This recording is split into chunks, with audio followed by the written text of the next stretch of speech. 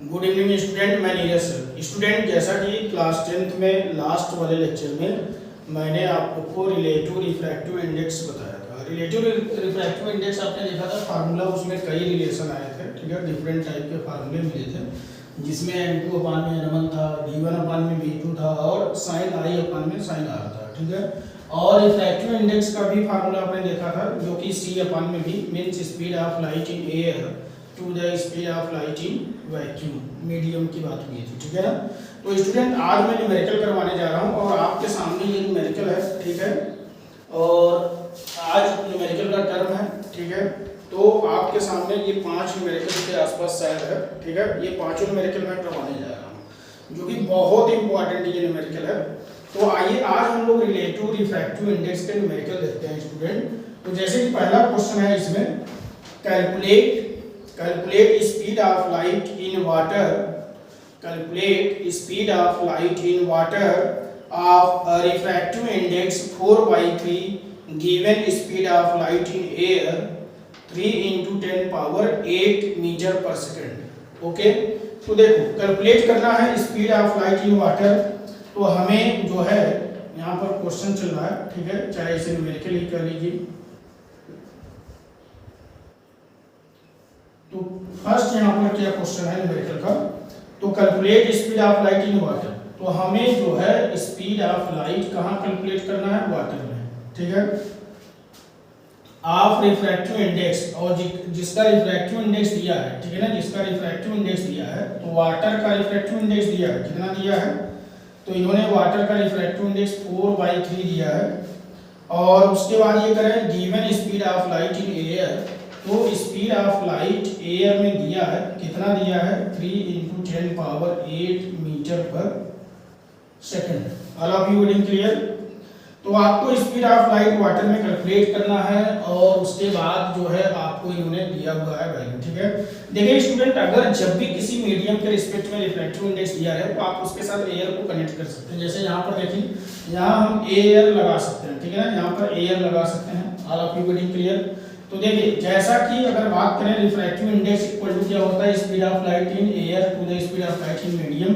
तो यहाँ पर वो सेम वही कंडीशन है कि ANW क्या हो जाएगा, तो स्पीड ऑफ लाइट, तो कहाँ पर जो है इन एयर, और अपान में क्या हो जाएगा, speed of light in medium. Medium मतलब वाटर, तो वाटर यहाँ दिया हुआ है स्टूडेंट। तो देखो स्पीड ANW की वैल्यू दिया है 4/3, ठीक है। और speed of light in air जो है कितना दिया है, 3 into 10 power 8। देखिए ये गिवन डेटा है आपके पास, ये गिवन डेटा यहाँ पर दिया है, ठीक है स्टूडेंट। तो लगभग सभी डेटा यहाँ पर आपके सामने है। तो अगर इस प्रकार से यहाँ पर कौन बचेगा, VW बचेगा, जो कि मुझे निकालना भी है। तो आप क्या करेंगे, VW इक्वल टू क्या हो जाएगा, 3 × 10 power 8 अपान में कितना हो जाएगा, 4/3, और 3 ऊपर जाएगा तो 9/4 एंड 10 power 8। तो 9 में 4 डिवाइड करेंगे तो कितने टाइम्स जाएगा, तो VW इक्वल टू 4 1 जा 4, ठीक है, 1 बचेगा तो पॉइंट के बाद 10 जाएगा तो 4 2 जा 8, ठीक है। यहाँ पे वैसे 2 टाइम जाएगा, 4 2 जा 8, ठीक है, 1 बचेगा, फिर 4 2 जा 8, ठीक है। तो ऐसे करके मतलब आप इसका आंसर कितना आ रहा है, 2.25, ठीक है। ऐसे करके आप डिवाइड करेंगे तो इसका आंसर गेट कर लेंगे मीटर पर सेकेंड। तो इस तरीके से आपने देखा कि वाटर में स्पीड कितना आया, 2.25 into 10 power 8 मीटर पर second. All of you getting clear. Clear हो गया सबको जी, बहुत अच्छा। तो इसी प्रकार से सेकंड क्वेश्चन है स्टूडेंट। तो क्वेश्चन सेकंड यहाँ पर हम लेकर आ रहे हैं, ठीक है। क्वेश्चन सेकंड क्या कह रहा है, तो सेकंड क्वेश्चन अगर बात किया जाए तो second question, a ray of light passes from air to glass at an angle of 30 degree. तो एक बार फिर से क्वेश्चन समझिएगा, a ray of light passes from air to glass, ठीक है। ग्लास का इन्होंने रिफ्रैक्टिव दिया 1.5 at an angle of 30 degree, calculate the angle of refraction. तो आपको एंगल ऑफ रिफ्रैक्शन कैलकुलेट करना है स्टूडेंट, ठीक है। तो एंगल ऑफ रिफ्रैक्शन कितना हो जाएगा, तो देखिए पहले डेटा चेक कर लीजिए कि इन्होंने डेटा आपको क्या क्या दिया है, ठीक है।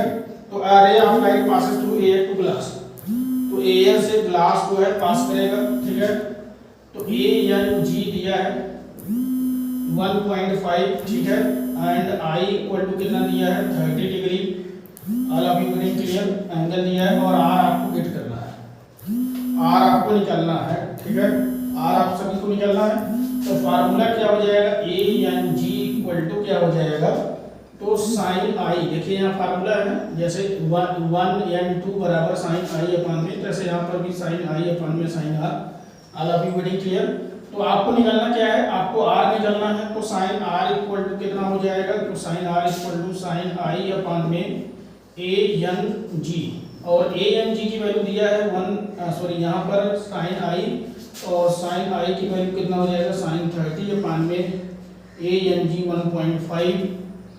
तो फिर यहाँ पर कितना हो जाएगा, आप स्टूडेंट यहाँ पर आप देख सकते हैं, तो साइन 30 की वैल्यू 1/2 अपान में 1.5, तो 1/2 इंटू 1.5, ठीक है। तो ये हो जाएगा 1 अपान 3.0, और ये आई थिंक कितना आ जाएगा 0.333 डिवाइड करेंगे, ठीक है, ये साइन आर, तो देन आर बराबर, मतलब ये साइन में किसकी वैल्यू है, ये साइन में 19.47 डिग्री की वैल्यू है, ठीक है ना, all of you very clear, clear हो गया स्टूडेंट्स को। तो नेक्स्ट हम थर्ड क्वेश्चन यहाँ पर देखेंगे, क्वेश्चन नंबर थर्ड। तो क्वेश्चन नंबर थर्ड ये कह रहा है, सब लोग ध्यान दीजिएगा, the refractive index of diamond, the refractive index of diamond is 2.47 and that of glass is 1.51. How much faster does light travel in glass than in diamond? तो फिर से एक बार क्वेश्चन समझिएगा, the refractive index of diamond is, ठीक है ना, 2.47 and that of glass is 1.51. How much faster does light travel in glass than in diamond? ठीक है ना, तो मतलब एक दूसरे के रिस्पेक्ट में लाइट कैसे ट्रेवल करेगा। तो यहाँ पर जो गिवन डेटा है, ठीक है, तो इस क्वेश्चन में जो रिफ्रैक्टिव इंडेक्स उन्होंने 2.47, ठीक है, इन्होंने किसका लिया है, तो गिवन डेटा की अगर बात करें, तो गिवन डेटा हमारे पास क्या है, तो गिवन डेटा में आपको स्पीड ऑफ, मतलब रिफ्रैक्टिव इंडेक्स ऑफ डायमंड का दिया है, डायमंड का कितना दिया है 2.47 दिया है, और रिफ्रैक्टिव इंडेक्स ऑफ स्टूडेंट आपको किसका दिया है, ग्लास का, तो ग्लास का रिफ्रैक्टिव दिया है, कितना दिया है 1.51, और उसके बाद स्टूडेंट आपसे इन्होंने क्या पूछा है, क्वेश्चन नंबर थर्ड है ना, how much faster does light travel, ठीक है ना।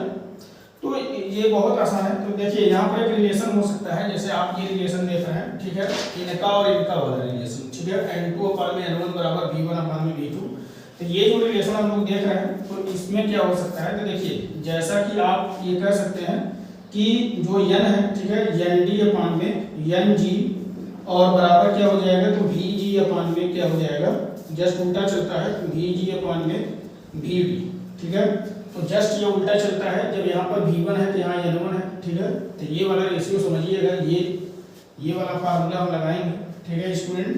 तो फिर यहाँ पर अगर बात करें कि जैसे हमें वैल्यू किसका दिया था, आपको वैल्यू जो मिला हुआ है, तो वो डायमंड का और किसकी वैल्यू है, और ग्लास का, ठीक है, तो डायमंड 2.47 और अपान में कितना चल रहा है 1.51, तो Vg अपान में Vd, ठीक है।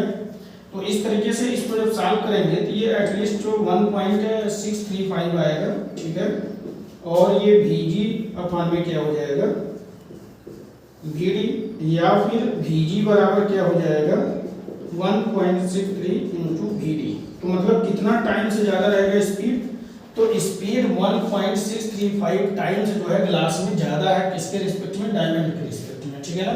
तो डायमंड के रिस्पेक्ट में ग्लास में स्पीड 1 मतलब लगभग 1.5 गुना के आसपास ज़्यादा है, ठीक है, all of you very clear, clear हो गया स्टूडेंट ये, ठीक है। तो नेक्स्ट लास्ट क्वेश्चन है स्टूडेंट, लास्ट क्वेश्चन हम लोग देखेंगे,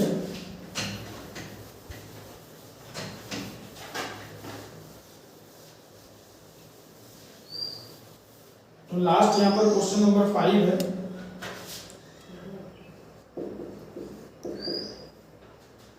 क्वेश्चन नंबर 5 है, the refractive index of glass is 1.6 and that of diamond is 2.4. Clear? Calculate a refractive index of diamond with respect to glass. Clear आप everybody? तो इन्होंने दिया है जो गिवन डेटा यहाँ पर है, तो गिवन डेटा की अगर बात करें स्टूडेंट, इन्होंने दिया है the refractive index of glass, तो ग्लास का रिफ्रैक्टिव इंडेक्स इन्होंने दिया है, ठीक है ना। तो the refractive index of glass इन्होंने दिया है, ठीक है, कितना दिया है 1.6, और रिफ्रैक्टिव इंडेक्स ऑफ डायमंड, ठीक है ना, तो डायमंड का इन्होंने दिया है, कितना दिया है 2.4, और आपसे ये कह रहे हैं calculate refractive index of diamond with respect to glass. तो मतलब आपको डायमंड का ग्लास के रिस्पेक्ट में निकालना है, मतलब जी एंड डी निकालना है, ठीक है, ये आपको निकालना है। तो देखिए स्टूडेंट, अगर हम बात करें जी एंड डी का, तो फिर इसे एन डी अपॉन में क्या लिखा जाएगा, एन जी। लेकिन जब भी ऐसा बात आए तो आप एयर लगा सकते हैं, ठीक है ना, यहाँ एयर दे सकते हैं, कोई दिक्कत नहीं, एयर आप अपने से यहाँ लगा लीजिए, एयर यहाँ भी लगा सकते हैं, एयर यहाँ भी लगा सकते हैं, कोई दिक्कत नहीं, एयर को मतलब कनेक्ट कर सकते हैं। तो फिर एन डी की वैल्यू दिया है 2.4 और एन जी की वैल्यू यहाँ दिया है 1.6। Okay, all of you getting clear? तो आप यहाँ पर जी एंड डी इक्वल टू कितना 24 अपॉन में 16 लिखेंगे, और यदि आप इसे काटेंगे तो आप 8 3 जा, ठीक है ना, 24 एंड 8 2 जा, तो 3/2 आ गया, और 3/2 का मतलब 1.5। तो ये आपका आंसर रहा है, ठीक है। क्लियर हो गया सभी लोगों को? तो देखिए क्वेश्चन बहुत आसान है, क्वेश्चन पूरा फॉर्मूलेटरी है, ठीक है ना, सभी फार्मूले पर बेस्ड है। आप बिल्कुल क्वेश्चन को ये ना समझिए कि बहुत बड़ा क्वेश्चन होता है। देखिए ये मैंने 5 क्वेश्चन लिए थे, और ये पूरे 5 के 5 क्वेश्चन मैंने जो है यहाँ पर आपके सामने मैंने करा दिया, जो कि बहुत इंपॉर्टेंट ये क्वेश्चन रहा है, ठीक है। तो आपने देखा कि फार्मूला वही चल रहा है, चीज़ें वही हैं, ठीक है। आप आसानी से वैल्यू रखते जाएंगे, पुट करते जाएंगे और सॉल्व कर सकते हैं, ठीक है। अगर ऐसा क्वेश्चन जैसे इस टाइप का क्वेश्चन जब मिलेगा तो वहाँ पर आपको ये वैल्यू दिया रहेगा, जैसे ये साइन 0.33 की वैल्यू कितना होता है 19.47 डिग्री, तो ये आपको एग्जाम में दिया रहेगा। अगर एग्जाम में इस प्रकार का क्वेश्चन आएगा, अगर एग्जाम या बोर्ड में ऐसा क्वेश्चन आता है तो वो दिया रहेगा वैल्यू, ठीक है। All of you getting clear? ठीक है स्टूडेंट, इसको नोट कर लीजिएगा, ठीक है, आप इसका स्क्रीनशॉट ले लीजिएगा, ठीक है। नेक्स्ट क्लास में भी हम और भी क्वेश्चन लेकर आएंगे, ठीक है ना, और भी बहुत सारे क्वेश्चन हमारे नेक्स्ट वाले लेक्चर में आएगा, और तब तक के लिए आप और भी क्वेश्चन सॉल्व करते रहें। अगर आपको कोई किसी क्वेश्चन में कोई डाउट है तो आप कमेंट सेक्शन में जरूर हमको भेजें, ठीक है। All of you getting clear?